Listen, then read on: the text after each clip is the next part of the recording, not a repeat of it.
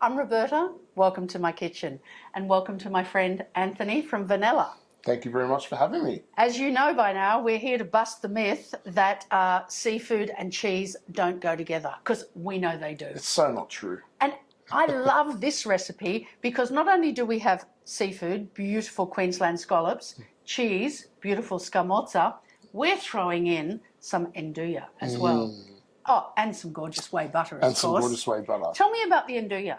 So Nduja originates in Calabria, in the south of Italy. It's a spicy, spreadable sausage, spreadable salami. So it's a salami, but it's a paste. That's right. Okay. You can actually spread it, but it's very hot, it's very spicy. So if you like it fiery, go ahead and do that. Otherwise, we're going to give you some alternatives as well that you can think about as well. So I was asking Anthony, what if someone was pescatarian? They're not going to want to put the Nduja in here. And you had a good suggestion. So without the meat concepts, you could still go for the same flavour profile by putting things in like some hot paprika or some smoked paprika with some hot chili, mix that through the butter, and you'll still get the same kind of flavour profile without the lovely porkiness. Your loss. But you'll get the lovely, the chili vibe going. Yeah, absolutely. So talking about the porkiness, because we've been trying to work out what are some of the rules when you're matching seafood and cheese. What are you looking out for? And we think this is mainly about that lovely savouriness, don't we?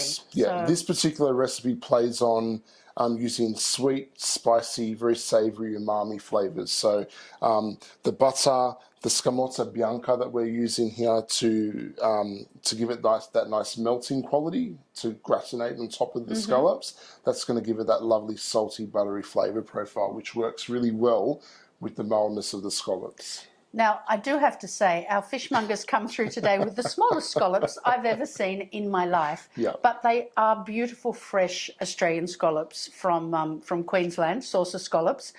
Often you see them much bigger. They're imported, and that's fine. A lot of the chefs I know use the Japanese or the Canadian scallops. The recipe's still going to be the same. We'll probably use less of the butter than we'd use if we had a dozen big ones. And these will just spend a little less time under the grill, right? Yeah, I would say for this particular recipe with all the ingredients as they are, if they're really small scallops like this, do 24 rather than 12. Right. And then if they're the larger type, do the 12 scallops. Beautiful. Yeah. Let's get started. Okay, let's go. Now, first things first, we need to get our oven on while we start preparing the ingredients. Because you want it quite hot, don't you? Quite hot with the grill on. So get it up there, you know, upwards of 220 fan force, but with the grill on, all right? Now, while that's happening, we are going to prepare our Nduja butter. Now, I know we're talking about seafood. Yes. But we do have some beautiful pork salumi here. I think we could make this Nduja butter and put it over chicken. Oh, absolutely. Or steak. Yeah. Or just toss it through pasta. Yes, you could do that as well. Okay. Yeah. Some beautiful roasted spatchcock would be beautiful. You know, butterflied open. Even some quail. Yum. Yum. Okay, so recipe within a recipe. Yeah. Once you've got the idea of this Nduja butter, go crazy. Yeah, absolutely. But remember how spicy it is, and maybe taste it and work out how much you want to use. Yeah. Because there are a few things I know that are as spicy as Nduja. Yes. All right. Now I'm going to use 100 grams of Nduja with 100 grams of butter. So like for like quantities. You may want to use less. I'd be very surprised if you want to use more. Or you might use that quantity and just put less of the butter on, right? Yeah. All right. And we're simply going to press this in and combine it together. It really helps if you're using room temperature butter. Absolutely. So this is something we could do ahead of time too, isn't it, Anthony? Absolutely. You can make this butter up and keep it in the freezer. Yes, you could. You could actually make it into a bit of a log. That's what I normally do. And then do. Slice it into little rounds and place a little round on top of each scallop, and that would be something you could do way ahead of time. Of course. So you could have your scallops prepped up in the fridge, ready to go under the grill. Yep, just put a little disc on top of each one of the Nduja butter. The more I can do ahead, the happier I am. That is a gorgeous colour too. Look at that. Love Beautiful. terracotta. Yeah. All right. Lovely. Next up, scallops. Next up, the scallop.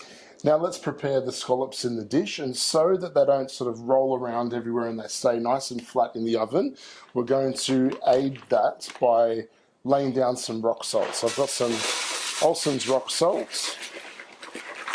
Now, you may already know this trick, but if you don't, it's life-changing. Yeah. Oysters, scallops, anything in a shell, anything that's got an uneven base benefits from being on a bed of rock salt. Yeah. And completely irrelevant, but I'll tell you anyway, potatoes. When I'm cooking potatoes for gnocchi, I bake them on a bed of rock salt because the rock salt draws some of the moisture out. Yeah, absolutely. So just kind of nestle the shells in. Oh, they look pretty too. They do. In fact, the rock salt's also a really good way to serve oysters or scallops or anything that has an uneven shell because it gives them something to nestle into. Yeah. Okay, now let's assemble the scallops ready for the oven. So we just need to take a spoon and we're going to put an even amount over each beautiful scallop. Look at that. Oh, yum. I think the salt's going to help the clean up too because that butter's going to go everywhere. Yeah, and the fat from the Nduja. Of course. That's what makes it taste so good. I know, but you can make the pescatarian version if you want to. You can, yes. But you'll be sorry if you do. So a nice coarse grater for this one. Yes, absolutely. Grate some on top of each scallop. Beautiful.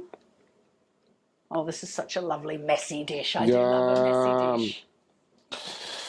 And so that cheese is not just on top of the Nduja, but it's on the shell as well. So it's going to be nice and crispy. Nice and crispy. Yum. It's going to brown up beautifully. And then I've just got some fine breadcrumbs, dry breadcrumbs. Excellent. I'm going to put a good pinch on top of each one, and that's going to also get very nice and crispy. Yum. And the fat from the butter and from the Nduja is going to help that crisp up. Yeah. Could you do it up to this stage and then leave it in the fridge? Yeah, you could. Would you put the breadcrumbs on? They're going to be okay, aren't they? You could if you were cooking it that day. Yeah, oh, absolutely. Yeah, absolutely. You could so you could prep it up an hour or so beforehand. Yeah. We love that. Yeah, absolutely. Lovely. All right. Okay, under the grill. Under the grill. Remember, your oven's on. It's come up to about 220. Your overhead grill's on. We're going to flash it under. Timing is going to depend a little bit on the thickness. Yeah. But really, what are we looking for? Until what? Nice and brown and bubbly. You won't see the scallops. They're completely covered. No. The main thing is you do not want to overcook the scallops. They can be so easily overcooked. So for little tiny baby scallops like this, I would say 2 minutes. Yep. For the larger size, maybe 4. But you know what? Buy beautiful, fresh scallops. Yeah. And I love scallops raw. Yeah. So if you're the sort of person who eats raw seafood anyway, don't be too worried about your scallops cooking through because when they're still glassy in the centre, they're beautiful, aren't they? Yeah. All right, under the grill and we'll show you what happens. Oh my goodness. Now I understand why you wanted to grate the cheese over the top because, can I pick one up? Is it going to be too hot? Look at that. You've got chef's fingers. You pick them up for me, chef. How can he do that? Look at that. The cheese is melted all around the shell. Yeah. It smells it's gone fabulous. Crispy. Smells buttery. You've got the spiciness of the Nduja. Yum. Now, if you can resist eating them, you can put it down if it's burning your fingers. Oh, it is so spicy. If you can resist eating them straight from the tray, I suggest when you plate them up, you make a bed of rock salt as well, because that will help hold them in place. Yes. And you know what? I wouldn't limit this to scallops. I think mussels on the half shell would be brilliant with this. Yeah. You said even crustacea, even Yeah. like prawns, butterflied prawns with this butter on it. Yeah. Butterflied prawns on over the coal or over woods, and then brush the Nduja butter over the top. It would be absolutely beautiful. It would be. What about the scamorza? When are we getting that in there? Grate it on afterwards, I think. Yeah. And just give it enough to melt over. So it wouldn't be all crispy like this. We'd just melt it in. Yeah, yeah. We're getting carried away. Seafood and cheese. Yum. Now you know they do go together. Enjoy.